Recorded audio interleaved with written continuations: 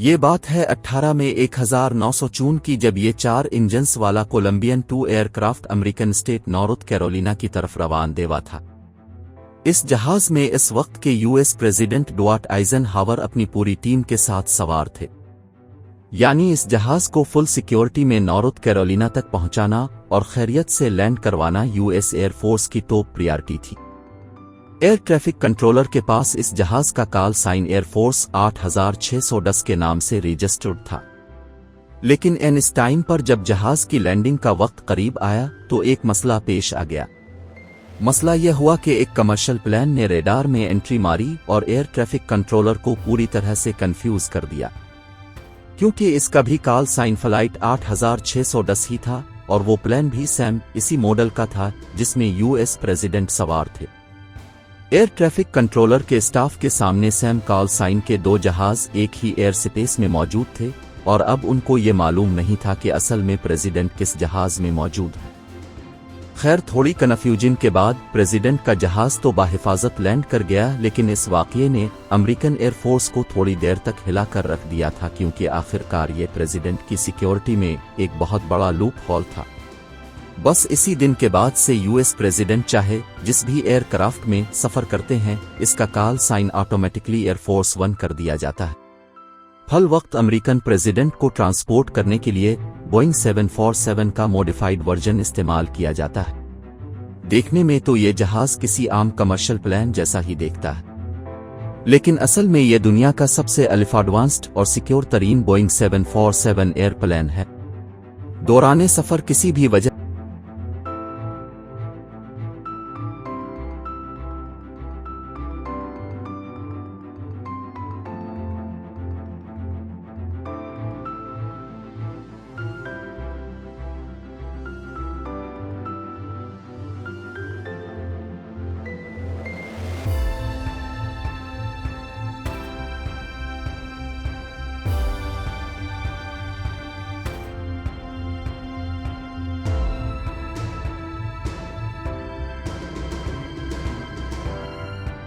से अगर प्रेसिडेंट की तबीयत बिगड़ गई तो इस सिचुएशन में प्लेन को लैंड करना और हॉस्पिटल की तरफ भागना कोई अच्छा ऑप्शन नहीं। इसी वजह से एयरफोर्स 1 में एक ऐसा कंपार्टमेंट भी बनाया गया है जो किसी हॉस्पिटल से कम हरकिस नहीं है। यहाँ फार्मेसी में हर किस्म की मेडिसिन्स मौजूद होती हैं, जबकि सर्जिकल लाइट्स के साथ साथ एक पूरा ऑपरेशन थिएटर भी मौजूद है। इस मैनी हॉस्पिटल में दिल की धड़कन को वापस बहाल करने के लिए electric shock device, suction devices, IV pumps और वेंटिलेटर जैसी फैसिलिटीज भी मौजूद रहती है।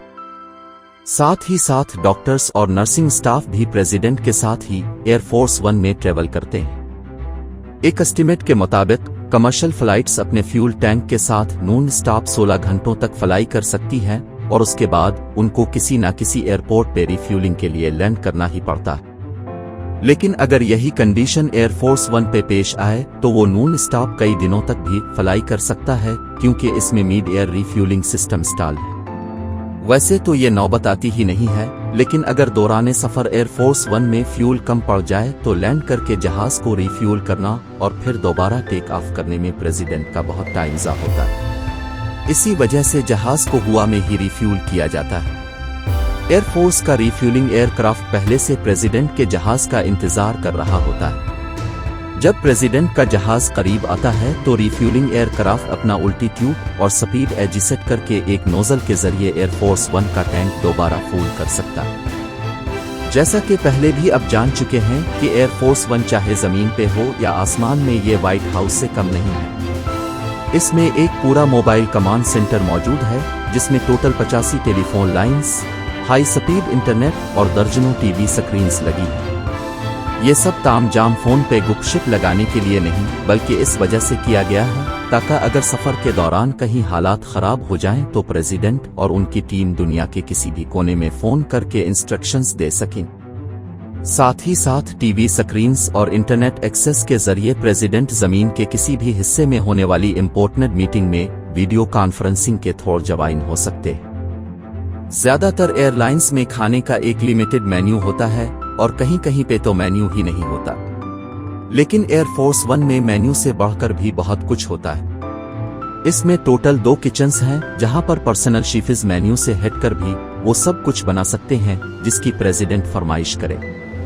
इन किचन्स में स्टोव्स, माइक्रोवेव्स, रेफ्रिजरेटर्स और स्पेशल एग्जॉस्ट सिस्टम भी लगा होता है, जहां पर एक ही वक्त में 100 लोगों का खाना भी तैयार किया जा सकता है। कुछ डिशेस तो ऑलरेडी मेन्यू के हिसाब से तैयार की होती हैं, जबकि फ्रेश ग्रोसरी फ्लाइट से पहले ही अरेंज कर दी जाती है, ताकि लास्ट मोमेंट पे अगर प्रेसिडेंट की तरफ से कोई फरमाइश आए तो उसको पूरा किया जा सके। लेकिन सिक्योरिटी को मद्देनजर रखते हुए शेफ्स को अमेरिका से बाहर किसी भी ग्रोसरी से सामान परचेज करने की परमिशन नहीं होती। प्रेसिडेंट का एयरफोर्स वन एक ऐसा काम भी कर सकता है जिसको बाकी तमाम कमर्शियल प्लेनर्स नहीं कर सकते। जहां कमर्शियल प्लेनर्स 30,000 फीट की बुलंदी पे फ्लाई करते हैं, वहीं प्रेसिडेंट की सेफ्टी और सिक्योरिटी के लिए एयरफोर्स वन 45,100 फीट के अल्टीट्यूड पे फ्लाई करता है। इसके साथ साथ commercial planners basically profit generate करने के लिए ऑपरेट करते हैं। एक जगह से दूसरी जगह शॉर्टेस्ट पाथ में जाकर कम से कम फ्यूल में डेस्टिनेशन तक पहुंचना ही उनका मेन गोल होता है। लेकिन एयरफोर्स वन जहां दूसरी कमर्शियल फ्लाइट से 15,000 फीट ऊपर फ्लाई करता है, वहीं इसको शॉर्टेस्ट रूट की परवाह नहीं होती, बल्कि पायलट की कोशिश होती है कि दूसरे कमर्शियल प्लेनर्स से जितना दूर होकर फ्लाई किया जाए इतना ही अच्छा है। एयर प्रेसिडेंट के प्लान को हमेशा एक और प्लान भी फॉलो करता है, बोइंग E-4B नाइट वॉच, जिसको डोमसडे प्लान भी कहा जाता है, और ये तब तक हुआ में होता है जब तक एयरफोर्स वन लैंड नहीं कर जाता। अगर प्रेसिडेंट के ऑन बोर्ड होने के दौरान ही जमीन पर न्यूक्लियर वार हो जाए और एयर मिलिट्री का सारा कम्युनिकेशन सेटअप तबाह हो जाए तो इस सिचुएशन में E-4B नाइट वॉच कम्युनिकेशन का सेंटर बन जाता है। डोमसडे प्लान में मिलिट्री एनालिस्ट मौजूद होते हैं जो फ्लाइट के दौरान ही ग्राउंड पर मिलिट्री ऑपरेशंस कंडक्ट करते हैं। इलेक्ट्रोमैग्नेटिक प्लस के साथ साथ इसमें एंटी न्यूक्लियर सिस्टम भी लगा है और ये सरफेस टू एयर मिसाइल्स और एंटी एयरक्राफ्ट मिसाइल्स को भी धोखा देने की काबिलियत रखता है। यानी ये कहा जाए कि एयरफोर्स वन के पीछे एक पूरा मिलिट्री हेडक्वार्टर होता है तो ये भी गलत नहीं होगा।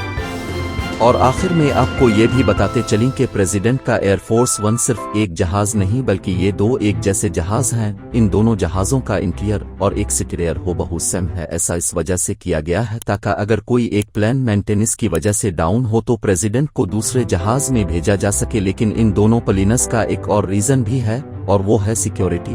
प्रेसिडेंट कौन से एयरफोर्स वन में ट्रेवल करेंगे ये लास्ट मोमेंट तक किसी को भी मालूम नहीं होता है कि एयरफोर्स के कई ऑफिशियल्स को भी नहीं।